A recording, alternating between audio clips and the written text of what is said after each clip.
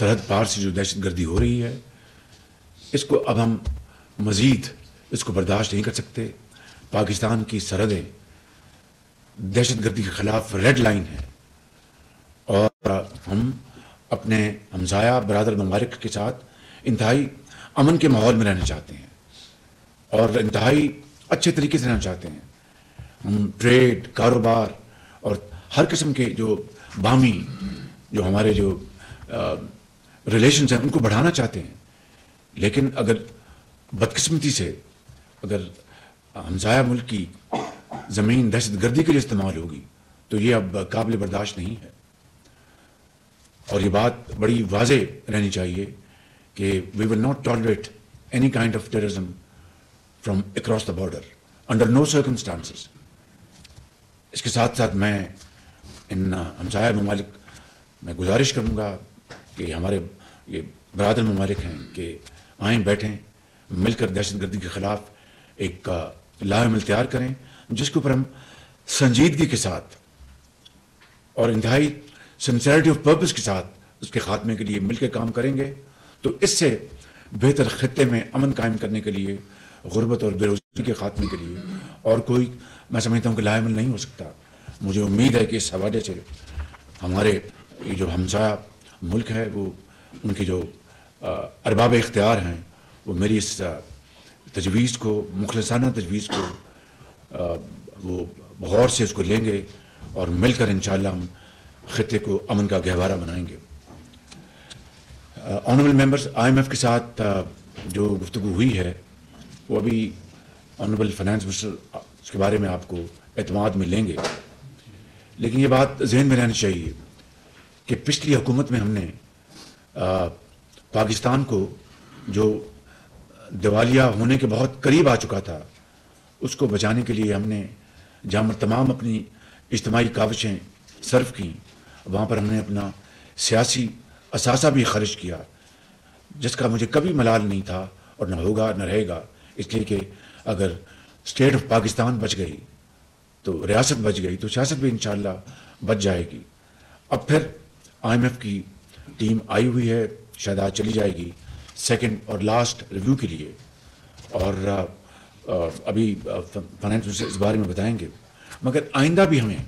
ایک نئے پروگرام کی ضرورت ہے، خوشی کے ساتھ نہیں بامر مجبوری، کہ ہم نے اپنی جو معاشی جو فاؤنڈیشن ہے اس کو ہم نے بحال کرنا ہے، اس کو ہم نے پاؤں پہ کھڑا کرنا ہے اور قرضوں سے جان چھڑانی ہے. میں آپ کو یقین دلاتا ہوں آج اس فورم کو اور اس فورم کے ذریعے پوری قوم کو کہ ابھی تک میرے جتنے بھی برادر ممالک اور دوست ممالک کے جو ایمبیسڈرز ہیں ان سے میری جو ملاقات ہوئی ہے، میں نے انتہائی عاجزی کے ساتھ مگر واضح انداز میں ان کو یہ گزارش کی کہ ہم اب آپ کے ساتھ سرمایہ کاری، چاہے وہ زرعی فیلڈ ہے، انفارمیشن ٹیکنالوجی ہے، مائن اینڈ منرلز ہیں، صنعتی ہمارے ادارے ہیں، ایکسپورٹ زونز ہیں، انڈسٹریل زونز ہیں، یہ وہ ایریاز ہیں جہاں پر انشاءاللہ ہم بینکبل ہم پروپوزیشن بنا کے آپ کو پیش کریں گے. انشاءاللہ بہت جلد اس کے اوپر کام شروع ہو چکا ہوا ہے. ماضی میں بھی ہم نے جب ہماری جو 16 ماہ کی گورنمنٹ تھی SIFC کے ذریعے ہم نے کافی کام کیا اور انٹرم پیریڈ میں بھی کافی کام ہوا. لیکن اب انشاءاللہ یہ نئی منتخب حکومت آئی ہے تو نئے مینڈیٹ کے ساتھ انشاءاللہ ہم اس کے اوپر کام کریں گے. تو میں نے ان کو کہا کہ یہ لون کے رول اوورز اور مزید قرضے یہ پاکستان کے لیے انتہائی نقصان دہ ہیں اور ہمارا یہ ایک کانشیس فیصلہ ہے کہ ہم اب مزید قرضے لینے سے انتہائی کوشش کریں گے کہ کم از کم اس میں ہم قرضے لیں جہاں پر اس کے علاوہ کوئی اور ہمارا گزارا نہیں ہے، اور آہستہ آہستہ انشاءاللہ ہم قرضوں سے جان چھڑا لیں گے. اور اس کا واحد طریقہ ہے کہ ہم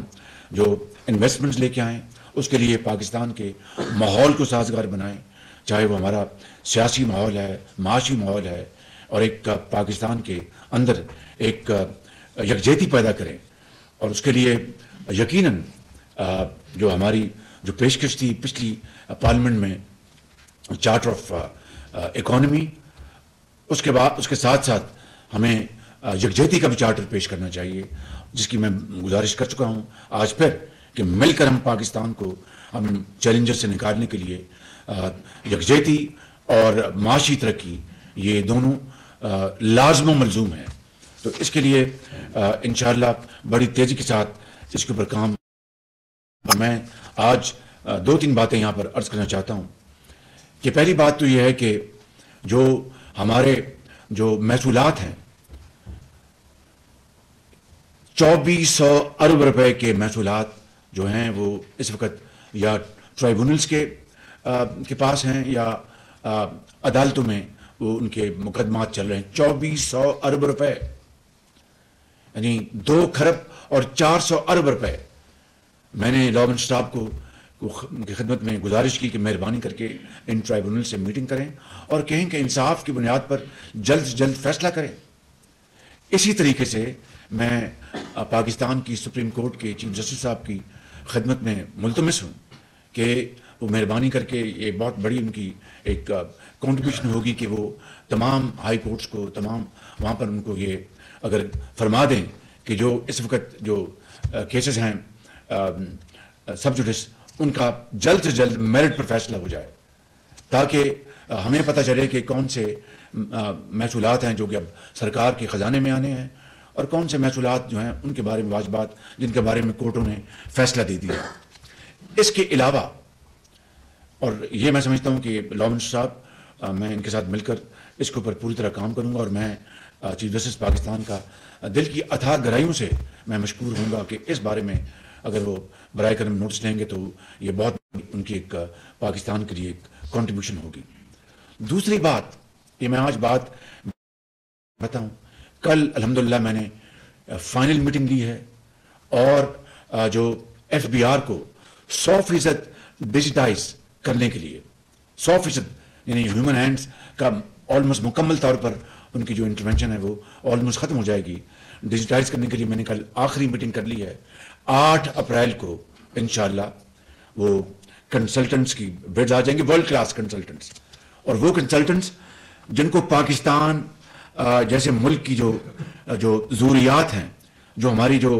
گراؤنڈ ریئلٹیز ہیں ان کا نہ صرف اچھی طرح ادراک ہو بلکہ ایسے ہی ترقی پذیر ملکوں میں انہوں نے اچھا خاصا کام کا تجربہ ہو.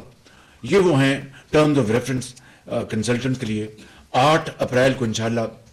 ان کی جو بیڈز ہیں یا اپلیکیشن وہ کھولیں گی اور 1 ہفتہ لگے گا مزید اس کو اچھی طرح اس کو دیکھنے کے لیے. تو اپریل میں انشاءاللہ 3-4 ہفتے میں کنسلٹنٹس اپوائنٹ ہو جائیں گے اور یہ ایف بی آر کی 100% ڈیجیٹائزیشن کا عمل وہ تیزی کے ساتھ شروع ہو جائے گا. مگر جس طرح Rome was not built overnight یہ راتوں رات تو نہیں ہونا، اس کے اوپر وقت لگے گا اور میں انشاءاللہ یہ قوم سے وعدہ کرتا ہوں کہ اس